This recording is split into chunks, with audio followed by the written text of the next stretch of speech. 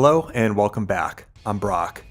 In part 1, we got all the latest software and firmware updates for your Axe effects. If you haven't installed them, please do so before continuing this video. In part 2, you'll learn the exact process of reamping in your DAW with your Axe effects. I will give you step-by-step demonstrations in Cubase, Logic, and Studio One. If you use another DAW, you'll be able to easily apply the same concepts in it, as in this regard, they all work pretty much the same. We're going to start with a bit of housekeeping that will make this process much easier, especially if you have a lot of inputs and outputs. If you use the Axe effects as your sound card by itself, you can skip ahead in this video.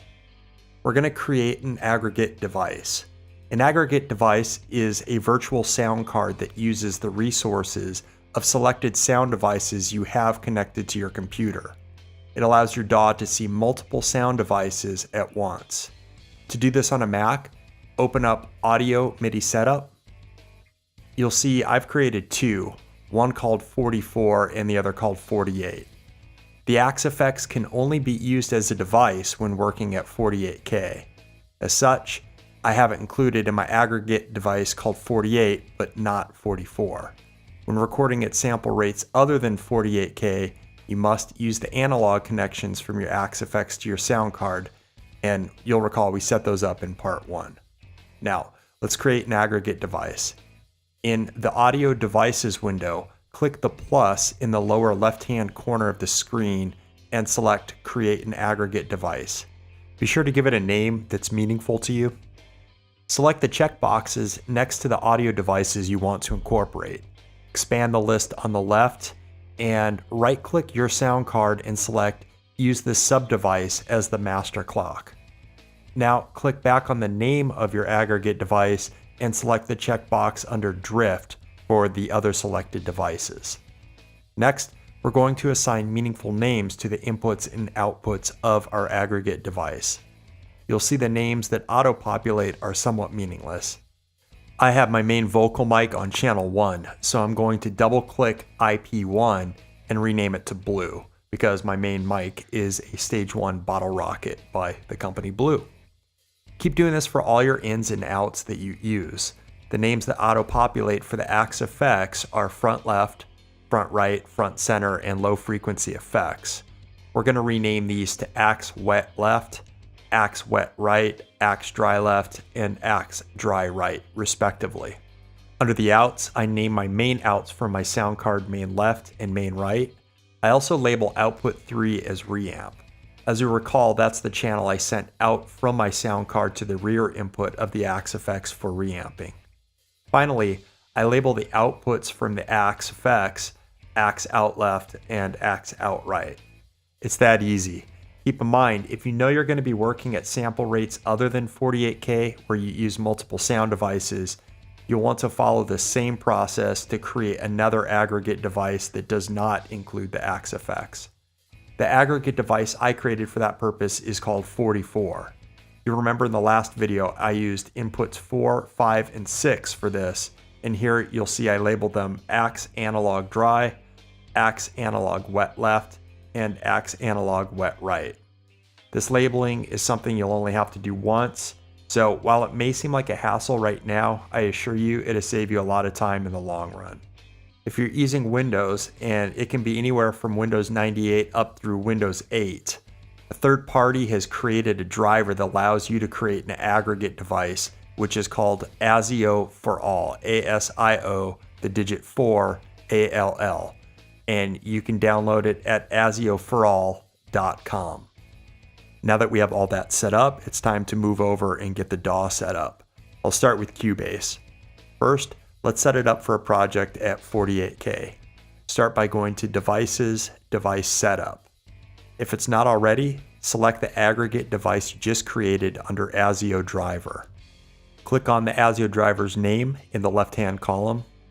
Now, we're going to copy over the names from port system name to show as. After you have that done, click Apply and OK. Next, you're going to open up the VST connections. The default key command is F4. Click Add Bus, select Stereo. Label it Axe Wet. Under Device Port, select Axe Wet Left, and Axe Wet Right. Click Add Bus, select Mono, label it Axe Dry, and select Axe Dry Left. Now you're going to click on the plus and call this 48K. This saves it as a preset so we can call this up in any project. Now, go back to Device Setup and select your non-48K aggregate device.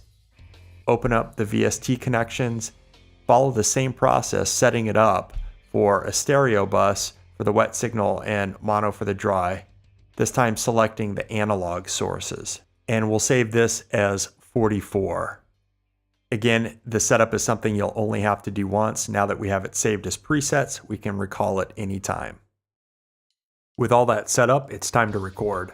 I'll start by adding a mono audio track and assign the input to the Axe Dry, and for now, leave the output set to the main outs.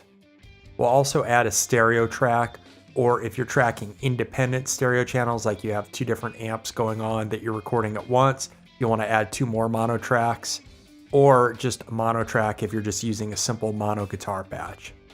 It's also useful to record the wet track, as you may not want to modify your performance and the tone you're using might end up being the perfect tone for the mix.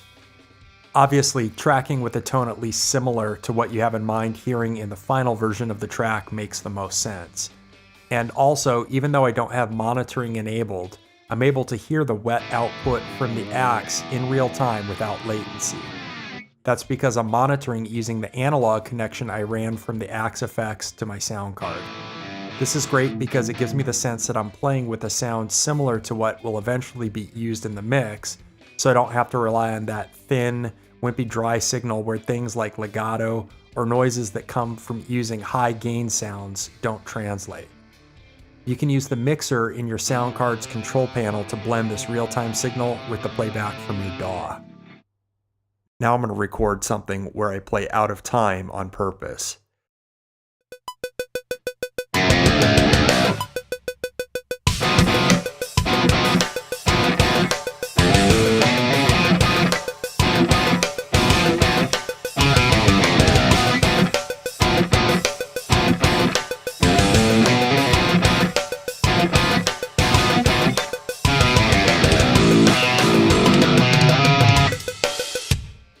To listen back, I use the trim to boost this level. Generally, I'll boost it around 22 decibels.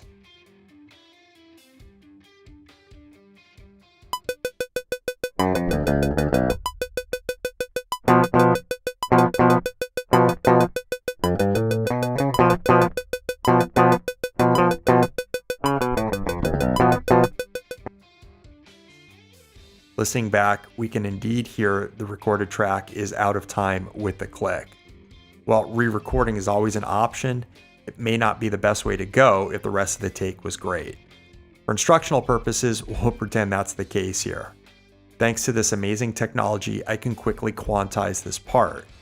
Now keep in mind, I recognize it's a personal preference to quantize or not, and I'm not covering this to preach it to you, but rather to impress upon you, if you do quantize, this is where you want to do it. Quantizing the dry track provides exponentially more transparent results compared to quantizing the affected track, which often results in glaring artifacts. You can also quantize the pitch here if you so choose.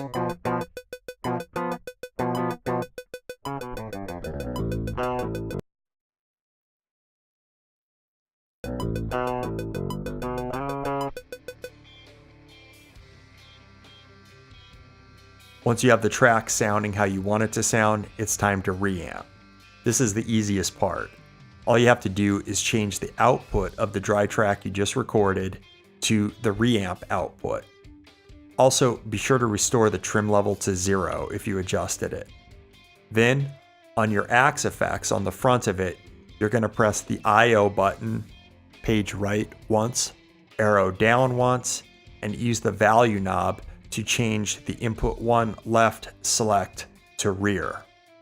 Now, when you activate playback in your DAW, you see the input level registering on your Axe effects, and you'll hear it via the analog connections to your sound card. So remember all those benefits of reamping I covered in part 1? being able to dial in just the right amount of gain, adjusting the effects level, fixing EQ, choosing the right amp, doing all this within the context of the mix. Well, you've already played a take you're happy with, so here's where you get to make it sound perfect for the track. What you're going to do is loop a selection of the song that covers a good range of what you're playing, open up Aggregate, and start dialing away.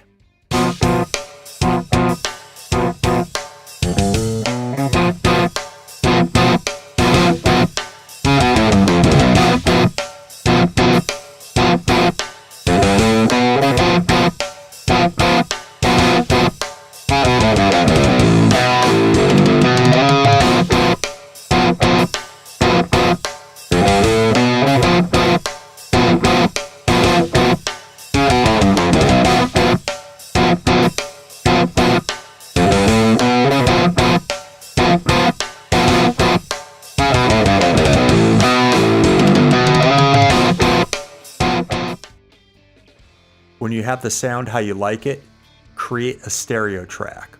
Or you can also create 2 mono tracks if you want to be able to separate them, pan them differently. Or if it's just a mono sound, you can also create just 1 mono track.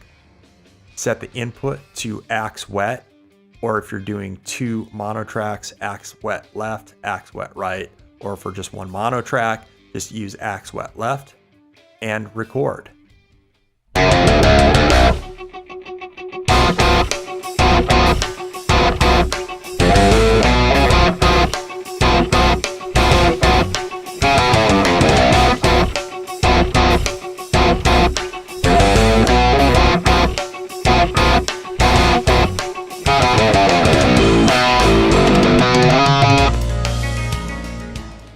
The beauty is, if you decide later that you want to adjust the tone, you can.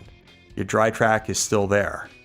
Keep in mind, other than when you're playing the dry track into the Axe effects, you'll want to make sure that it's muted so that dry channel doesn't affect playback. And do not delete the dry tracks unless you're absolutely sure you'll never need them again. But with hard drives being as big as they are now, just keep the dry tracks. Now I'll show you how to set it up in Logic. Start by going to Preferences, Audio. You're going to select the appropriate aggregate device and click Apply Changes. Next, go to Mix and select I/O labels. Now Logic doesn't show the labels that we already created, so we're going to have to recreate all of them here. You'll see I've already entered them all.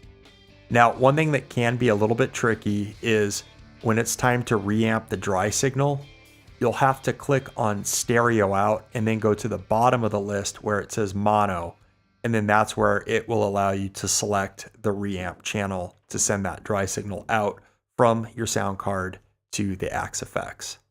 The process otherwise is the same. Record the dry track,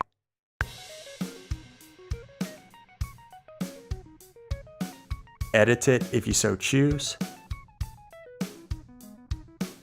send the dry track out to the Axe effects, dial in the desired tone, record it, mute the dry track, and move on. And here's how to set it up in Studio One. You're going to click Studio One, Preferences, set the audio device to your aggregate device. Now click on the button that says Song Setup. Here, just like we did in Cubase, we're going to add and label our buses. You'll see I've already created them all. And from there, the process again is just the same. So when you're done reamping, make sure that you change the input on the Axe effects back to the front input. So to review, in part 2, we created an aggregate device and we labeled all the inputs and outputs with meaningful names.